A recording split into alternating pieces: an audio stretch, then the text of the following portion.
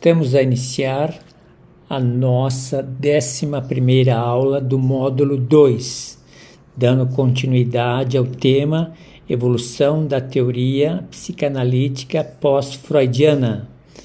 Nós, conforme combinamos, fizemos essa temática em 3 fases. Já trabalhamos a primeira, a segunda. Hoje eu apresento uma 3ª fase das teorias psicanalíticas pós-Freud. Nosso pensamento do dia hoje, trabalhado junto à empresa e ao público que nos acompanha pelo Telegram, foi o seguinte pensamento: a verdadeira transformação ocorre quando nos conscientizamos de nossas próprias negatividades e trabalhamos para superá-las. Este é um pensamento de Norberto Koppe. Pensem nisso. A verdadeira transformação ocorre quando nos conscientizamos de nossas próprias negatividades, de nossas próprias fragilidades e colocamos todos os nossos esforços para superá-las. Esse é o tom do nosso dia e o espírito do nosso trabalho.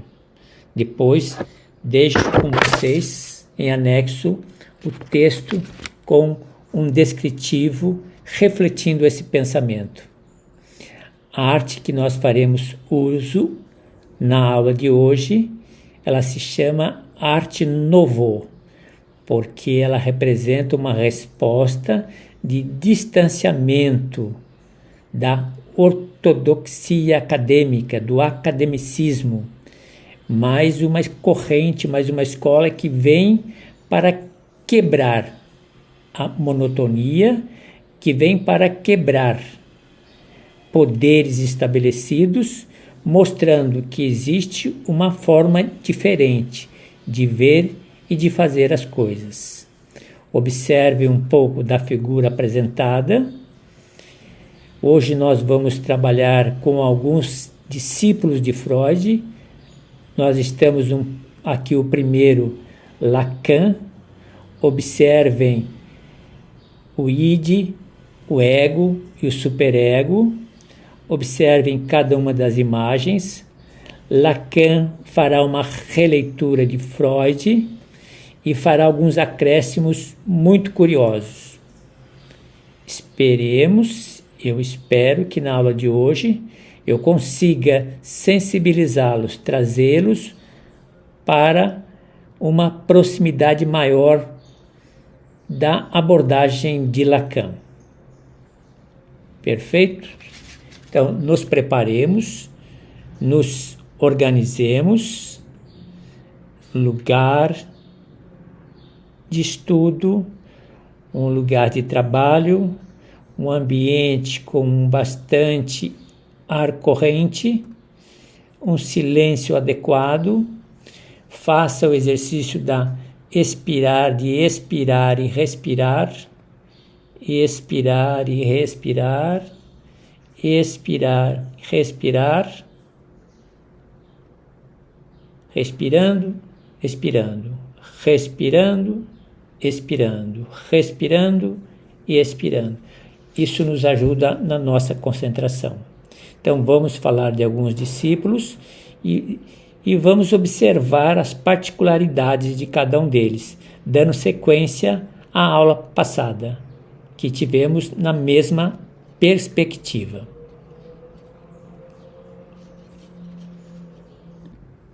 É de bom tamanho que nós nos voltemos novamente ao nosso mapa mental, Evolução da Psicanálise Pós-Freud. Estamos no 3º momento dos detalhes das teorias psicanalíticas pós-Freud. Hoje nós vamos comentar um pouco a respeito de Jung, da contribuição dele, do olhar diferenciado dele. Comentaremos um pouco também a respeito de Melanie Klein, da contribuição e dos estudos de Melanie Klein. Comentaremos também de Winnicott, contribuições e diferenciais que ele trouxe para o campo da psicanálise. Tenho a impressão que nós temos alguma coisa de Heinz Hohlert, que pode também nos ajudar. Tenho a impressão também que tenhamos alguma informação a respeito de Harry Stick Sullivan, que também nos ajudará a pensar a continuidade de Freud com acréscimos, com novos valores. Então, lembrando sempre, proposta nossa desde o início, sempre que pudermos começar os nossos estudos a partir do mapa, o mapa é a nossa localização, permite a nossa caminhada. Perfeitos? Então, saindo do mapa mental, já identificamos personagens que nos acompanharão: Jung, Melanie Klein, Winnicott, Heinz Hohlert e Harry Sullivan. Serão os nossos parceiros de viagem. Bem, estamos novamente diante de uma pintura da Arte Nouveau, uma arte que vem para quebrar paradigmas. Talvez das diversas escolas apresentadas, talvez com esta vocês se identificarão em melhores condições, dada a uma leitura mais facilitada. Observem os detalhes em termos do id, pensando em Lacan, do superego, do ego, essa trilogia, esse triângulo, esses personagens que constroem a nossa personalidade. Nós sabemos da pressão que o ego recebe do id e da pressão que recebe do superego. Sabemos que o id trabalha com o princípio do prazer, o ego com o princípio da realidade e o superego com os princípios das leis, da censura, dos códigos. Avançando, observem o quadro. Aqui nós temos novamente, observem, o que vocês observam nessa trilogia? Aqui nós temos uma trilogia. Traz a ideia do que está destacado em vermelho. Lacan trouxe o conceito da realidade, do real, do simbólico e do imaginário. Teremos oportunidade de uma aula somente nessa perspectiva, também dessa trilogia de Lacan. Ele dividiu o psiquismo humano nessas três ordens, sendo que o simbólico tem uma importância diferenciada, por estar relacionado à linguagem e às leis. E eu dizia a vocês aquele mantra: eu sou responsável pela minha linguagem, nela habita. É uma frase de efeito bem lacaniana. Lacan agregou uma visão diferenciada ao legado de Freud. Então, provavelmente no primeiro quadro nós tenhamos o real, no segundo quadro um simbólico e no terceiro quadro o imaginário. Então vamos ter uma ideia da psicanálise lacaniana. Hoje mesmo, conversando com um dos professores do curso, o professor Cristiano, eu dizia a ele que vai trabalhar as teorias da supervisão clínica, dizia justamente a ele que o nosso objeto de trabalho, o nosso campo, as 4 linhas do nosso trabalho, dentro das 4 linhas nós colocamos Freud. Freud é objeto do nosso trabalho. Os seguidores, nós teremos lampejos, nós teremos apenas pequenas provocações, no sentido de mostrar um universo ampliado, um horizonte mais largo da proposta do nosso curso em psicanálise. Portanto, lembre-se sempre, nós nos restringiremos ao legado, aos elementos da psicanálise de Freud. Traremos outros personagens, no sentido de mostrar que existem olhares diversificados. Existem correntes, existem escolas que aconteceram ao longo da história, pensando diferente ou complementando alguns pontos da teoria psicanalítica de Freud. Então, com relação a Lacan, Jacques Lacan foi influenciado por Freud e estruturou a sua teoria, curiosamente, em torno da linguística e da filosofia estruturalista, enquanto Freud andou muito pelo campo da biologia, o Lacan vai andar pelo campo da linguística e da filosofia estruturalista, isto é, ele vai andar muito pelo campo da comunicação e da linguagem. Observe uma outra visão diferente em relação ao inconsciente. Enquanto para Freud o inconsciente era um reservatório primitivo de desejos reprimidos, Lacan vai entender o inconsciente como algo estruturado como a linguagem. Isso fará diferença. Comentamos do quadro, Lacan trabalha essa trilogia, real, simbólico e imaginário, nós vamos aprofundar isso. Isso, de certa forma, dividiu o psiquismo humano nessas três ordens. É de Lacan a ideia do estágio do espelho. Eu vou fornecer para vocês um texto em anexo para esclarecer melhor.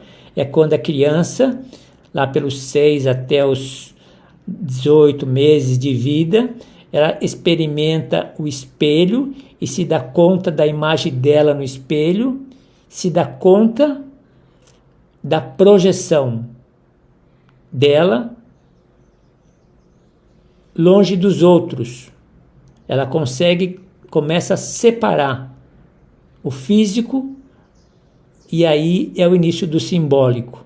É interessante essa observação ou esse conceito lacaniano, porque aí começa o impacto também na formação do eu, da identidade e da personalidade.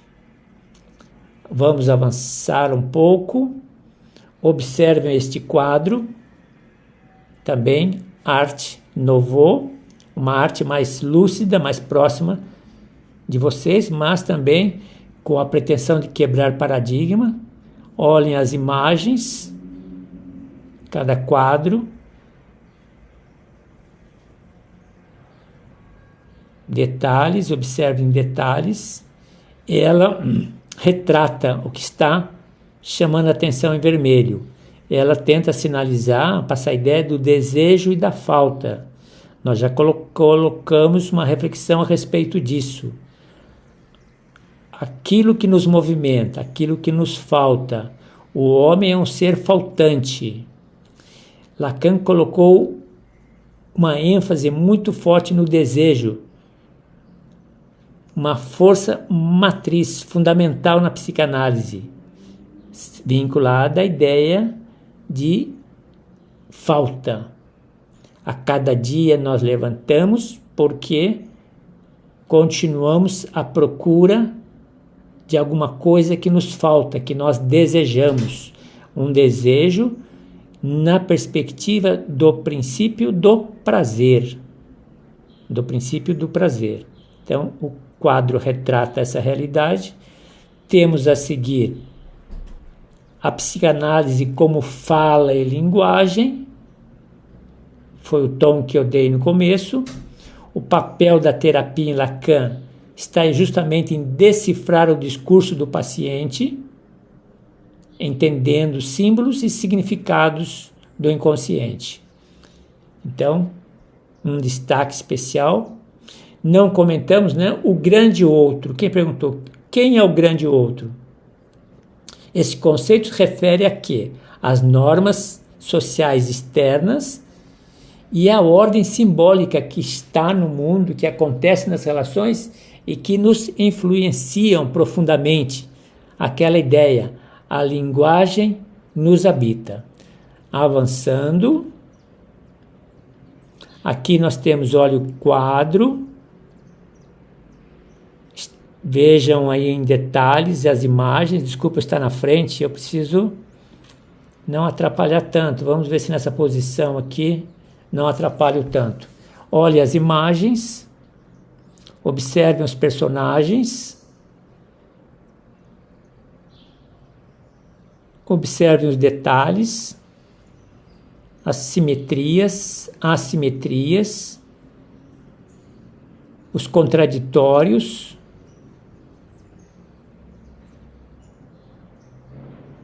É uma imagem muito rica e ela reflete justamente a primeira.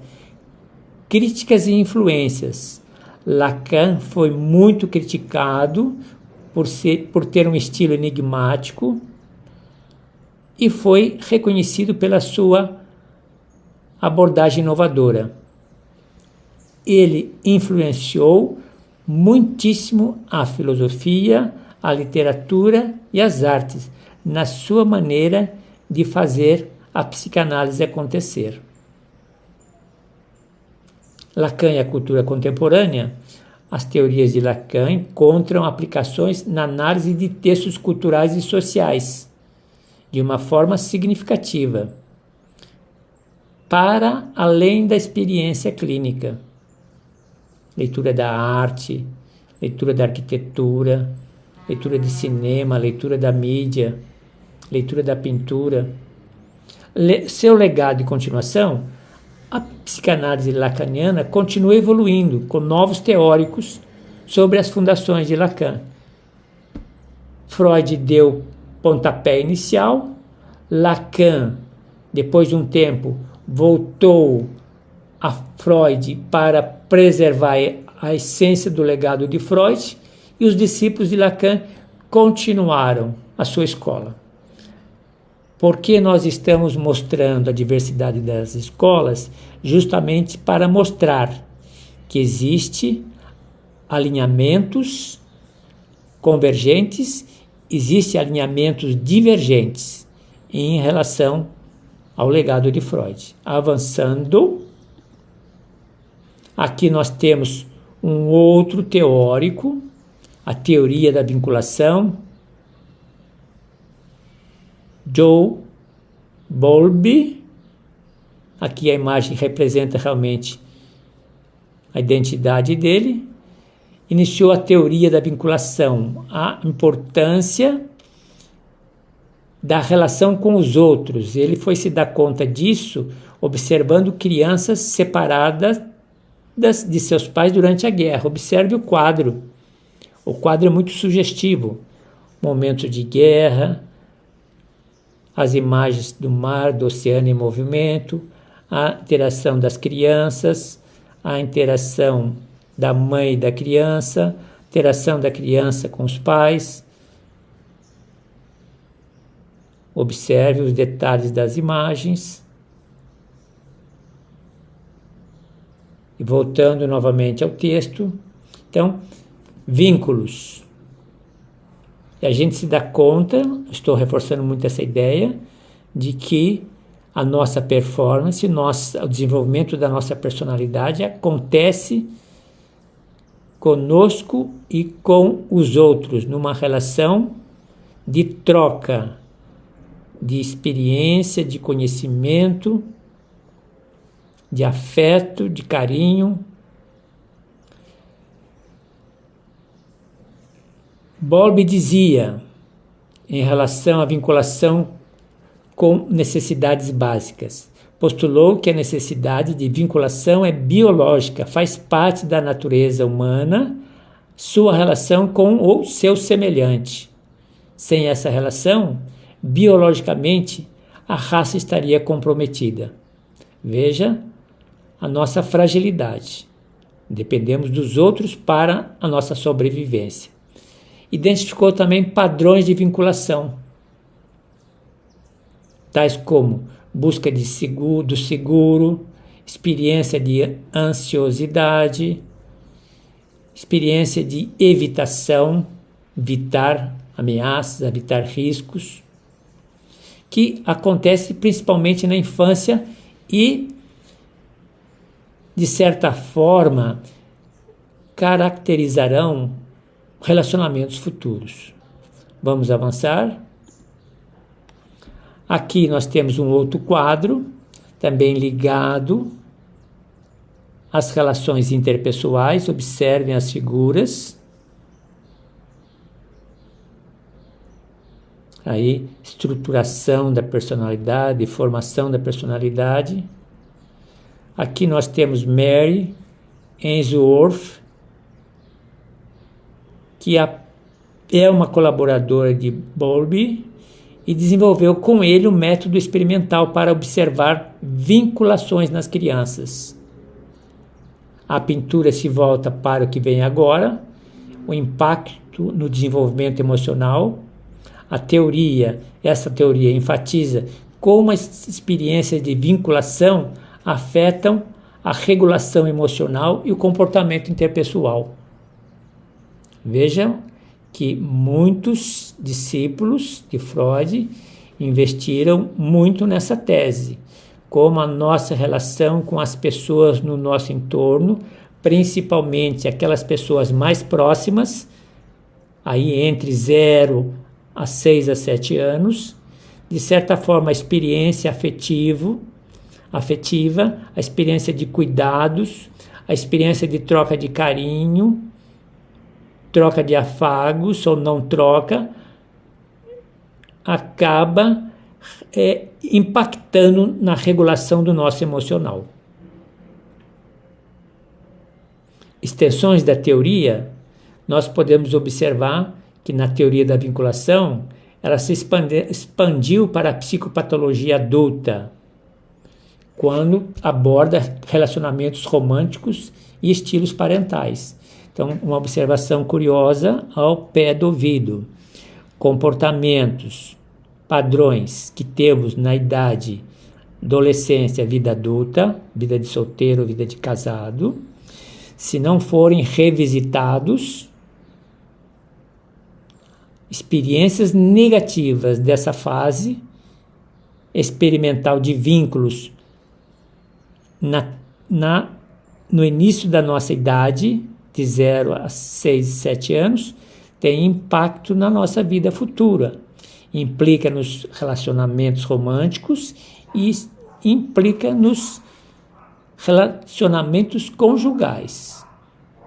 Eles adquirem um comportamento padrão que é mantido e que muitas vezes nós não nos damos conta e não nos explicamos, porque não retornamos, não ressignificamos. Avançando, observem o quadro. E aí uma observação na perspectiva dos relacionamentos, dos interrelacionamentos. Veja a figura da mãe grávida, da mãe com bebê, a amamentação, cuidados, carinhos, afagos.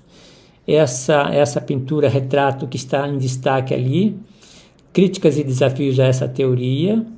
Alguns criticam a teoria do interrelacionamento, uma força que se dá muito grande a essa fase justamente dos primeiros anos de vida, onde a ênfase é muito grande na experiência da mãe com a criança, da cuidadora com a criança, e apontando possíveis reducionismos. Nós poderemos, à frente, nos darmos conta da experiência interrelacional quando ela acarreta reducionismo. Então, voltamos.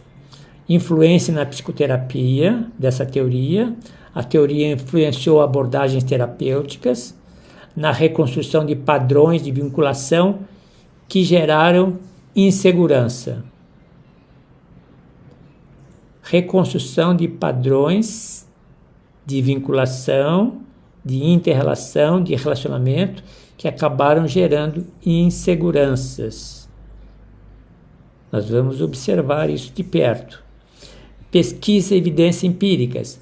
A teoria dos vínculos é apoiada por uma vasta quantidade de pesquisas empíricas, fortalecendo a sua validade. Isso dá robustez a essa teoria.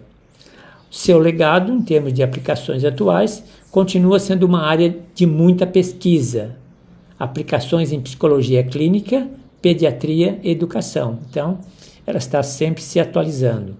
Avançando, aqui nós temos na figura, né, a imagem de Melanie Klein. Observem os detalhes. Ela se voltou justamente para a infância, para a criança, para o inconsciente infantil. Fez muitos estudos. Ela e Anna Freud andaram trocando um pouco de figuras, de certo modo, algumas vezes com uma certa dificuldade, mas foi uma psicanalista que, partindo do legado de Freud, contribuiu à sua maneira. Expandiu a psicanálise freudiana e focou o mundo interno da criança. Nós falamos de relações objetais, então objetos internos e posições. Klein introduziu o conceito de objetos internos, aquelas figuras que a criança imagina, que a criança projeta, num primeiro momento da relação com a mãe, num primeiro momento com relação com os objetos. E aqui embaixo desenvolveu a noção de posição esquizoparanoide e depressiva. Posição esquizoparanoide. Ela é curiosa, essa expressão, ou esse conceito, justamente na experiência que a criança faz da mãe ou dos objetos. A relação prazerosa que ela tem com a mãe, com os objetos. E ela aprende a diferenciar experiência prazerosa e experiências de prejuízo, de ameaça. Ela consegue identificar em objetos e consegue identificar em pessoas. Então, isso se chama posição esquizoparanoide. E a posição depressiva, quando ela se dá conta que aquela mesma pessoa, aquele mesmo objeto que lhe dá prazer, aquele mesmo objeto, aquela mesma pessoa pode gerar o prazer, pode gerar ameaça. Então, é a posição depressiva. Fantasias inconscientes. Klein enfatizou a importância das fantasias inconscientes desde os estágios mais iniciais da vida. É muito interessante essa experiência do agradável e do desagradável, porque ela vai experimentando a realidade. Essa experiência é significativa. Avançando. Relações objetais. Klein focou a forma como as crianças internalizam suas relações com os cuidadores. Experiência de prazer, experiência de desagrado. Desenvolveu uma técnica terapêutica, usava brinquedos e jogos para entender e se comunicar com as crianças e conhecer esse universo, esse inconsciente infantil. Teve um impacto, uma presença muito grande na Escola Britânica de Psicanálise, influenciou fortemente, principalmente no que diz relações objetais e em experiências infantis. Avançando. Existem muitas controvérsias a respeito da postura dela. Observem primeiro o quadro de pintura, Arte Nouveau, refletindo o inconsciente infantil. Observem alguns detalhes. Inconsciente infantil, crianças, pensamentos abstratos, projeções, fantasias, experiências de prazer, experiências desagradáveis, todas sendo internalizadas, somatizadas, trabalhadas pelo consciente, pelo inconsciente. Então, voltando, Melanie Klein recebeu influência de Freud e também influenciou, também foi criticada. Teve uma presença muito grande na psicanálise infantil, muitas críticas, às vezes com considerações especulativas. Seu legado impactou a época e até hoje. Klein continua sendo uma figura de referência na psicanálise. Suas ideias influenciaram e influenciam muitas abordagens terapêuticas. Psicanálise interpessoal, nós vamos dar uma parada aqui para um respiro. Pessoal, retornando, vou dividir a aula de hoje em 2 momentos para não ser cansativo. Então, nós vimos discípulos de Freud que agregaram valores ao legado freudiano. Mantiveram fidelidade a Freud ou se distanciaram um pouco, mas agregaram novas visões e novas abordagens. Nós vamos parar por aqui esse encontro, 11ª aula, e abriremos uma continuidade na 12ª aula.